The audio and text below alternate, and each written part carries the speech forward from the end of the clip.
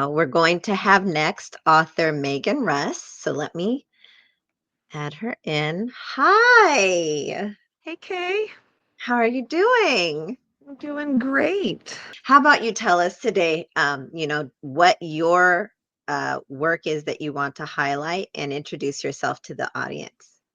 Well, what I would like to highlight, I am mostly a short story writer, but I am starting to break into novel writing. Um, and I wanted to highlight my debut short story collection and then my novella that I just released. Okay. I mostly write dark fantasy and a little bit of a horror twist to it. Um, which kind of brings me into the short story collection. My original short story collection is called Shadows of the Great Basin. Um, it highlights the desert I live in, which is the northern Nevada Great Basin.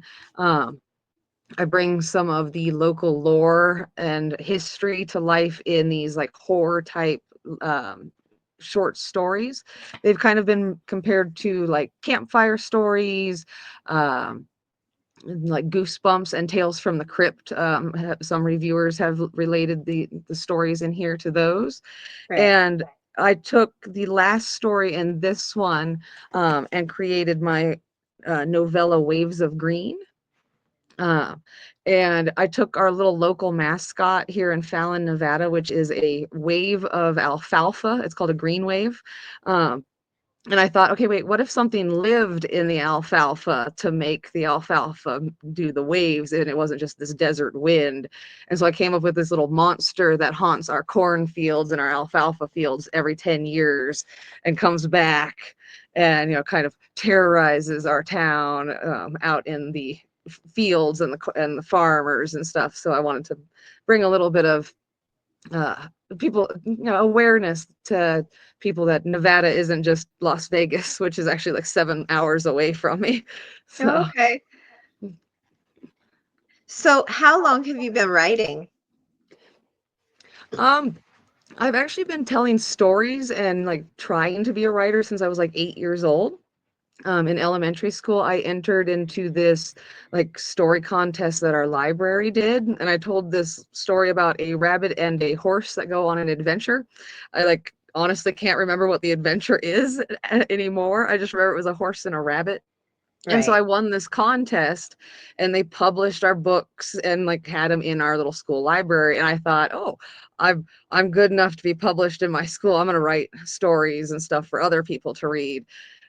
Fast forward, what, 30 years. Uh, and I've published a few things, but I like stepped away from writing right there before COVID. A lot of stuff was happening in my personal life as it was, and I just took a break.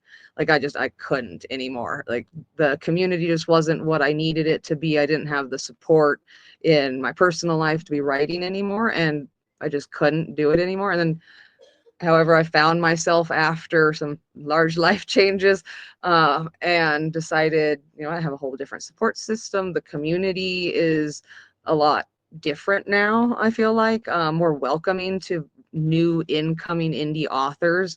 Um, and I found a very nice group of women and men that I've made peer friends with and compared work with, and it's made my writing better. I know it's made their writing better, and it's brought us all up in this indie community, I feel like. Right. And I've really only been back at it since what, 23. So I spent all last year writing and trying to publish, and I just started back in late 23. So So when did you first enter the indie scene? originally I published this which I will call it, it's horrible. It's like a horrible like second draft fantasy novel. Uh, back in like 2016 on like Create Space when Amazon had that third party publisher I that probably remember. nobody remembers. No, I Um, remember. you do remember, yeah. I do Um, remember. and yeah, and I self-published that, and I was, geez, how old was I? Like 18 at the time.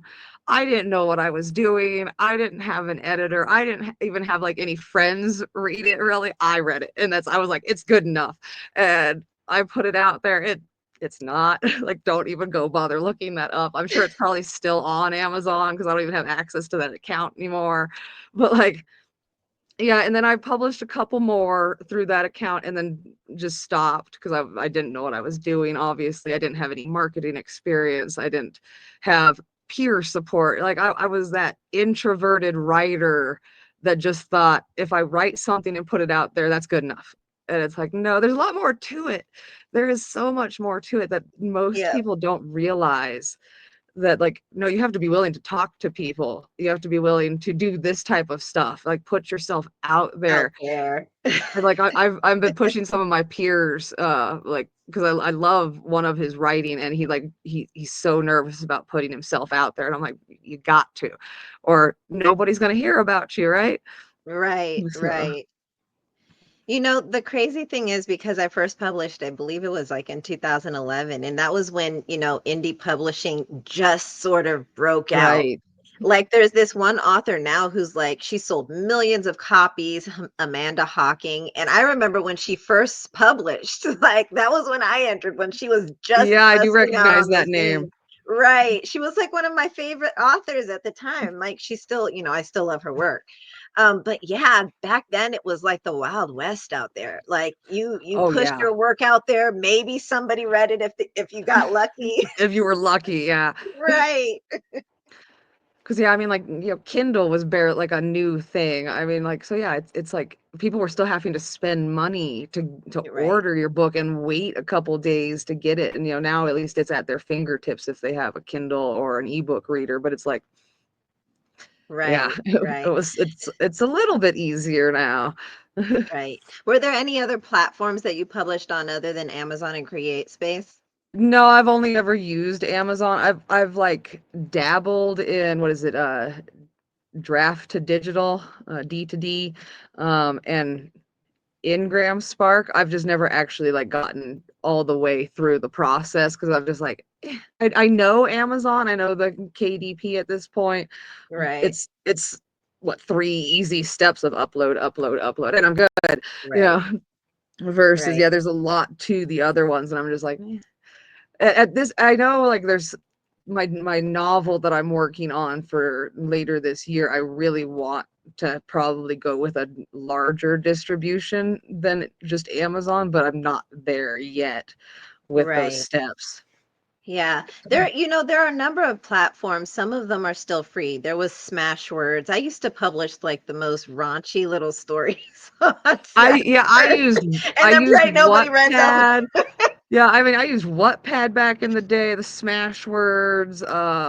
There were like some that were just like forums for just like, what, like fan fiction. I wrote fan fiction back in the day. But Wattpad. like, I mean, yeah, some of my original writing, I have this flash drive I found that has some of like my original writing from like when my dad let me use his computer back in the 90s that I saved to like floppy disks originally and stuff. Like now it's on a flash drive and it's like Pokemon fan fiction and stuff because it was like that's what I knew, right? They Right, tell you to right. write what you know, and that's what I Right. knew when I was 10. So but yeah, and so yeah, now I'm writing. I've always been drawn to more the fantasy and stuff, and now as an adult, I like the darker stuff and the more twisted, like fairy tales and stuff. I love the like more Right. twisted retellings and stuff that the indie authors are coming out with now. Right. Because I've yeah, seen a I lot of definitely those. lean more. Yeah, I've seen a lot of the retellings, like the darker twists, like the Peter Pan retellings. The Yeah, So yeah, those. have you also looked into the Barnes and Nobles platform? I have. I don't know too many people using it just yet, so I'm still like hesitant to like get on that one. But yeah, I know. Yeah, that would be a good one because I mean, there's a Barnes and Noble like an hour away from me, so that'd be kind of cool to be able to like collaborate with them. Right, right. So, have you ever had any issues or, with having your books pirated at all? And do you want to say anything about, I mean, because it's an issue. Like I have gone on websites and why is my book here? I How have did they get it? I've had somebody tell me that I think it's the one I'm actually putting up for it's this one that you've actually featured, which I appreciate. I'm actually offering a signed copy to one of our readers today, which Okay. the post will be up here in a little bit.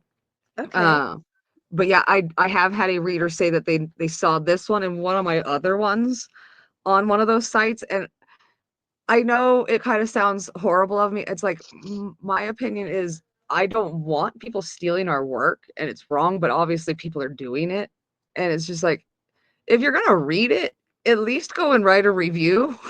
like The I least mean, if you you're could gonna do. steal the work, because I'm not trying. We make what like 0.03 cents or something from like Kindle Kindle Unlimited reads or something. So it's like I'm not out here trying to make a ton of money. Yeah, that'd be great. Isn't that all of our dreams is to become billionaires and just be able to write, Right. right? But if you're gonna pirate it, at least write a review. If you're gonna read it, at least let us know what you thought about it. And Right. the whole them uploading what like 18 million or whatever books the other day. It's like I don't even want to know. Like I'm sure I have books out there, but at this point, it's like I guess they're out there. There's not much we can do about it, unfortunately. I mean, sometimes I've only done it once in a while because I get irritated. I go and I'll say, "Oh, my book is over here and it's over here and they're making money and I'm not." Great. Right. That's what my opinion. It's like, okay, wait, did they? So wait, who are they buying it from? And then selling? Nope, Right? they're not even buying it. They're just making money off of it. Okay. And but I have faith in the readers, right? Like if you know Yeah. that someone is an indie author and they're writing because they love writing and they're making pennies, I assume that our readers have good hearts and actually go and find the original and support, And right? that's what I hope. And it's like, because I've got a stuff your Kindle coming up. I'm offering 3 books on that. It's like I will, if you're a reader and you want to read something of mine and you can't afford the Kindle edition or the KU edition, come to me and say, "Hey, I really want to read this book." I will give you an e-copy. Like I'm not Right, trying to, I have all these ebooks. I will give it to you. Just don't give it to anybody else. Like send right, them to me so I know who I'm giving it to. That's all I want. It's like right, right, I'll give you some samples. And then then go buy the rest of my books. So I mean, that's the whole point, right? We get readers to read something, hoping that they will read something else of ours. So it's like I'm right, okay with that. But yeah, I think true indie author supporters are going to go and actually find our work through the legitimate sources. I right. The people I think reading those pirated books, one, I don't think are actually reading it. I think they're using it for that weird AI meta stuff. Like I don't feel like real readers go and try to find these free books. But again, I mean, we do see those occasional posts of, I know where you can get so and so's book for free. It's like, Right. well, I guess there are those people. You just hope there But aren't many of those people, right? yeah, you want to hope that the best in people, right? Right. So, about your book, like, why don't you tell us sort of a little bit about it, Finding Forgiveness? Finding forgiveness. So this is actually my first attempt at writing a novella. This one was supposed to be a short story. It ended up being like 20K long, I think, in the end. Um, it's about a holy knight who failed in his mission and has been disgraced and outcast from his country. So he Mhm. has to find a new home, a new path in life after he's dedicated his entire life to one purpose. Uh, Along the way, he finds a halfling. So this is obviously fantasy. Uh, he finds this halfling woman who joins him by hiring him to protect her through this land that they end up arriving at. Some stuff happens and he ends up saving her life through some different situations, and he finds that hope in the end through great deeds that he was no longer thought he was worthy of doing. um, I won't spoil the ending for you guys and tell you what happens, but I will tell you that this side character of this halfling ended up being everybody's favorite character in this story.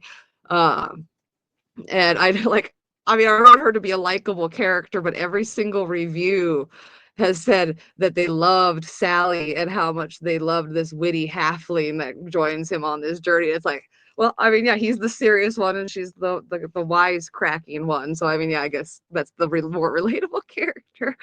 But Okay. So I know people. how did you come up with your inspiration for the story? For this one, so me and my husband play a lot of Dungeons and Dragons, more homebrew type style, our own stories. And the characters, Delvin and Sally, are named after characters that we have played in the past. Different characters and different backstories, but I thought it would be fun to kind of bring those characters back to life through my writing.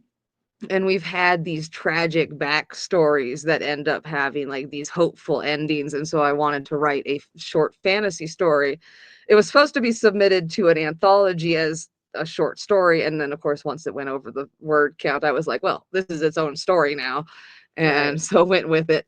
Uh, but yeah, I mean, I take inspiration from a lot of our just our games that we play and just kind of the characters that we make up. And then I put them into little stories of their own, which is how I'm writing my novella or my novel that I'm hoping to come out with later this year.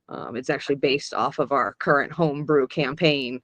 So Okay. Do you want to give us a tiny I like get will. ready or Um, so there is this fantasy world that we have created where the gods created this world full of magic and monsters and all the fantasy races, and the humans didn't have enough room, and so they started to expand and try to take over everybody else's land, and there was this great magical war that ended up breaking their world. The gods had to put the world back together using magic to pretty much glue the world together, sealing magic away for 3,000 years. And now something dark is starting to leak back into the world, and our heroes are going to do something about it. Uh, our heroes are the first ones we're going to be introduced to are Reed and Raylan, an elf and a human, who is hoping we are hoping he's not hoping we are hoping that he redeems his entire race from the dark things they did in the past, by doing these great deeds and proving that, oh no, look, humans aren't evil. Yeah, the humans are all the bad guys in my most of my books, FYI. Because as we know, some of the best monsters are the ones that share our face, right? right? uh, but yeah, and so actually I have a short story collection coming out in on Easter, on 420, that actually kind of introduces my readers to this world through a collection of short stories, that are going to kind of hint at the lore of this world, which is that's actually the title of the collection is Lore. Okay. And then it's going to lead into this novel. I keep saying novella because I'm used to writing short stuff. But yeah, it's going to be long. The first draft was almost 100K, and there's a lot of changes I have to do to it. So yeah, so it's going to be Oh, that's probably a going to be a chunker. joy to edit. Yeah, yeah. My alpha reader over here though is excited to read it. So Well, it sounds exciting. I can't wait. I hope I'll get a copy. hey, I am accepting ARC readers right now for Lore for the short story collection.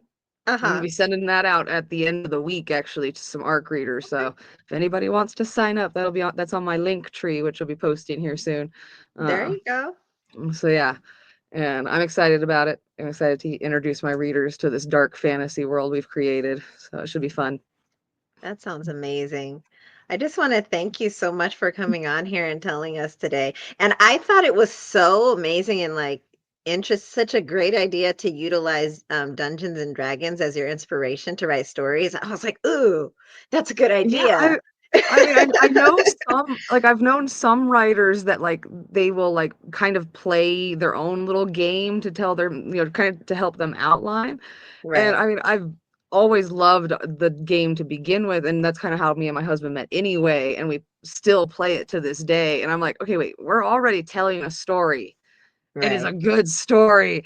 I feel like other people would like to know this story. And so yeah, it's like so I'm adapting it from what like a kind of a improv to an actual like script and then to an actual novel. So it's kind of interesting to see the process, the kind of reverse process from like stage acting to the book. It's interesting.